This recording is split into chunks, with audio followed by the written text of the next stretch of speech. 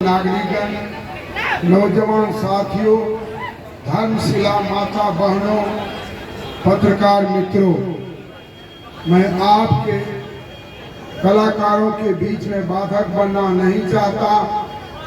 हम इतना ही बताना चाहते हैं कि हमारा देश भारतवर्ष एक आध्यात्मिक देश है, ऋषि मुनियों का देश है, साधु संतों का देश है।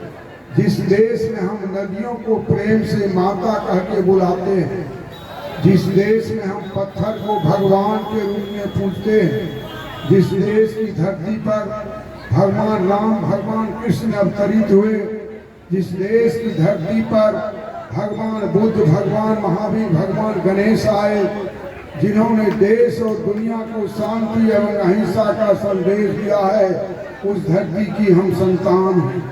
हमारे यहाँ की जो गंगा जमुनी की तहजीब है, जो हमारी संस्कृति है, कि दुनिया में उसका कोई देश मुकाबला नहीं कर सकता है। हमारे यहाँ कहा गया है कि अतिथि देवो भव, अतिथि देवता के समान होते हैं। साथियों, आज भगवान गणेश महोत्सव को मात्र चोइसा ही नहीं, सारे हिंदुस्तान और दुनिया में बड़े उमंग और उत्साह के साथ मनाया जा रहा है। आप जानते हैं कि माता पार्वती स्नान कर रही थी और उन्होंने गणेश भगवान से कहा था कि जब तक मैं स्नान करके बाहर नहीं निकलूं, कोई आदमी अंदर में घुसने नहीं पावे।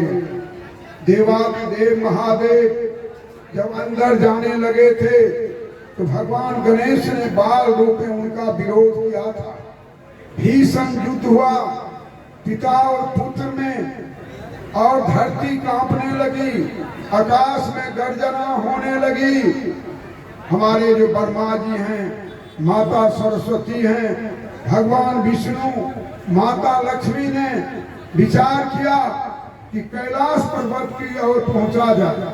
वहां जब ये लोग पहुंचे, उन्होंने भगवान गणेश से कहा, बेटे तुम उम्र में छोटे हो, अपने से बड़ों का सम्मान करो।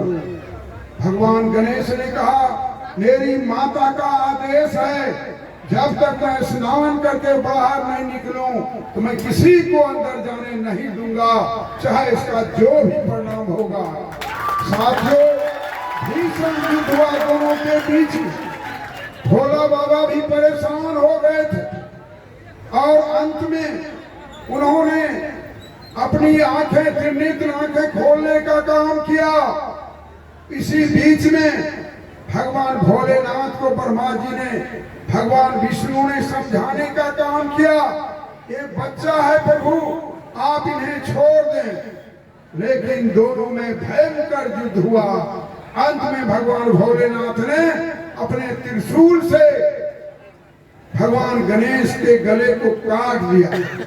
भगवान गणेश का शरीर धरती पर गिर गया, पैर थरथराने लगा।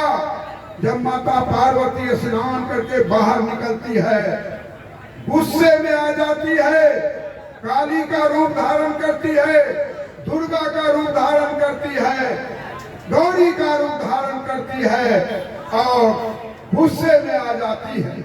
अंत में सारे लोगों ने ये तय किया कि जो भी आज सुबह में जानवर हो या मनुष्य हो, अगर कोई दाहिने ओर सोया है, कोई बाएं ओर सोया है, तो बच्चे का सिर काट के इनके गले में लगाया जाए। उसी समय में एक हथनी और उसका बच्चा सोया हुआ था, वहां से उनके सर को लाया गया और भगवान गणेश के गले में लगाया गया।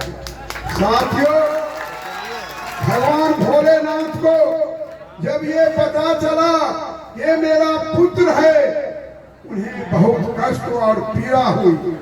उन्होंने भगवान गणेश को आशीर्वाद दिया कि जाओ पुत्र, इस धरती पर जब भी कोई पूजा होगी तो सबसे पहले भगवान गणेश की पूजा होगी। और उन्होंने उसे वरदान दिया। साथियों, आज हम उनकी पूजा कर रहे हैं, उनकी आराधना कर रहे हैं और बड़े मस्ती के साथ हम सांस्कृतिक कार्यक्रम कर रहे हैं।